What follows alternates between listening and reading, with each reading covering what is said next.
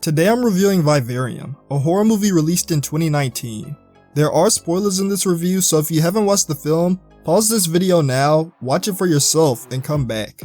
Also, if you want, you can check out my YouTube Shorts review for this movie without spoilers. One thing that Vivarium has going for it is its visual aspects. I mean, look at these shots. In fact, the aesthetics were a large factor in what attracted me to the film in the first place. It was difficult to look away from the striking movie posters with white clouds, blue skies, red lettering, floating houses, and mirror images. And knowing that the genre was horror intrigued me even more. Wide shots of endless houses and empty streets help you feel the otherworldly isolation this movie wants to give off, which in turn creates a surreal tone. According to director Lorcan Finnegan, the houses were colored in a mint green to have a form of nature while also bringing an institutionalized feel reminiscent of hospitals and schools. It's an interesting take as Vivarium tries to make normal things seem horrifying. Both hospitals and schools have a dichotomy of positive and negative experiences, leading to further uncertainty about the setting. That washed green tone also gives a slight toxicity to the environment and characters, as a reminder that the location is a dull imitation of nature and unhealthy for our protagonist. Vivarium has many questions that are never adequately answered. Where exactly does the boy go every day? What is this book and what does the language inside mean? What are these mycelium maps? Do they show how to lead the neighborhood? Based on some pictures, the boy could be a human petri dish experiment, or maybe he's the product of asexual reproduction from an unknown alien species. What's this place under the sidewalk and how does Gemma keep falling into other dimensions? Why do only Martin and the boy seem to age while Tom and Gemma die so quickly without seeming to age at all? To watch a movie and feel like you weren't able to come out with any concrete answers is not a fun experience in my opinion. Vivarium at first doesn't seem to make sense, so in a way, although it's only 90 minutes, that time feels completely wasted. The boy, creature, whatever you want to call it, is a nuisance in the worst way possible. He's constantly watching, copying, screaming, and asking questions in that grotesque voice pitch. Him getting older doesn't seem to help that much either. He still keeps asking these annoying questions, but he's also got this unempathetic aspect that makes you want to punch him in his face. Tom and Gemma were irritating as well. You kind of want to be annoyed at the couple for even going to the housing complex in the first place, especially seeing as how weird Martin was. But I'll give them some leniency because they probably thought Martin was just someone extremely socially awkward. What I will completely roast them for is their absolute lack of discipline for this child. I almost had an aneurysm watching Tom and Gemma casually let the kid scream their ears off while doing whatever he wanted. Here's a clip from Vivarium of the boy downstairs watching TV while Tom and Gemma are trying to sleep. Yep.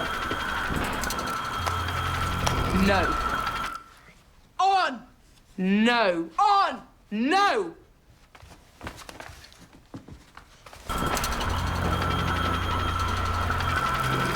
What am I supposed to do with him?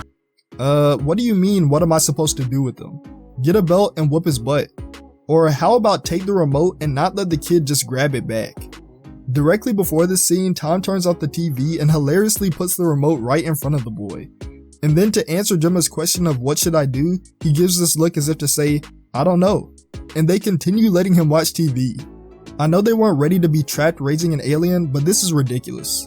One thing that eased my mind was Tom saying enough and trapping the boy in their car. Unfortunately, that ease didn't last long as Gemma quickly let the kid out. First off, she shouldn't be doing that at all because as the film is basically already established, the kid isn't human. He's not a real boy.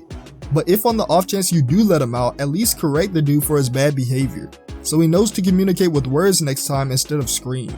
Maybe as a different species he's untrainable, but I would have liked to see the adults try harder. The thing that was probably most upsetting about Vivarium though, even if you only felt it unconsciously, was the fact that almost nothing happened. For a horror movie, there were no jump scares, no interesting or horrific deaths, and no real progression of our protagonists.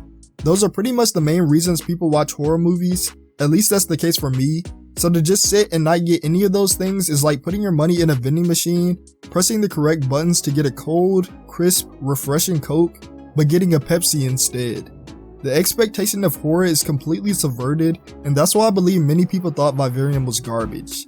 It's not necessarily an objective stance on the film, but rather that the movie experience was bad based on what was anticipated. There are a bunch of different themes and possible perspectives intertwined within the horror Vivarium. In its most basic and direct sense, the movie is an extrapolation of the life of a cuckoo onto humans. But that's not all. The cycle of human life, unfairness, romance, parenting, and societal expectations with regards to things like home ownership also seem to be discussed in this movie. Vivarium tells you not to be pressured into buying a house or else you could get stuck in a contract that has you feeling trapped. It tells you to pay attention to the information your kids consume because it could have a negative impact on them. It reminds you that life can be bleak and unfair sometimes, and it advises you not to work yourself so hard that you end up digging your own grave. The movie was definitely meant to have unanswered questions and leave you guessing, which can be disappointing, but it does deliver topics worth talking about in an uncanny yet interesting way. Also, shout out to Spakima, I think that's how you pronounce the YouTube channel name, who made a fantastic video on some of these points. You should definitely check it out, it's only 10 minutes long and brings a lot of insight to the film. Before I get to the miscellaneous stuff, I wanted to talk about the original Martin character. Big props to actor Jonathan Aris. His performance was great and he's way too good at being weird. Not to say that the other actors didn't do well as human imposters, because they did, but Jonathan's performance stands out the most to me. Maybe that has something to do with his character making the first impression. The observant and searching glares to find the right emotion, the eye contact, the simple movements and expressions, the way his head sometimes seems almost fixed while his body moves. Everything this dude did was thoroughly creepy and strange.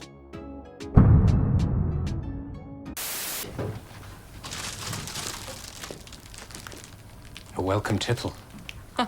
I'm driving. Perhaps a strawberry. Oh no, I'm driving. It's interesting to see Tom test Martin's response, but the irony of the situation is that both he and Gemma actually do end up driving while trying to escape from yonder. We could take a look if you like. Do you have a vehicle? Oh shit, unfortunately. Yes, we do outside. Good. I'll get my keys. If I was Tom, I would have been pissed knowing that this conversation was how close I was to not being trapped in a hellscape.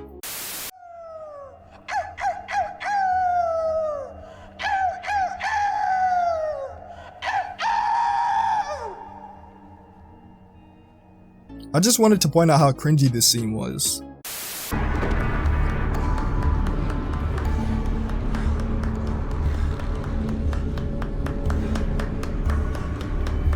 I only wanted to make a comparison between this and watching porn, but taking the scene at face value, what kind of sicko do you have to be in order to see a kid watching you have sex and not stop to cover up? And my boy is just standing out in the open with no type of shame. That's crazy.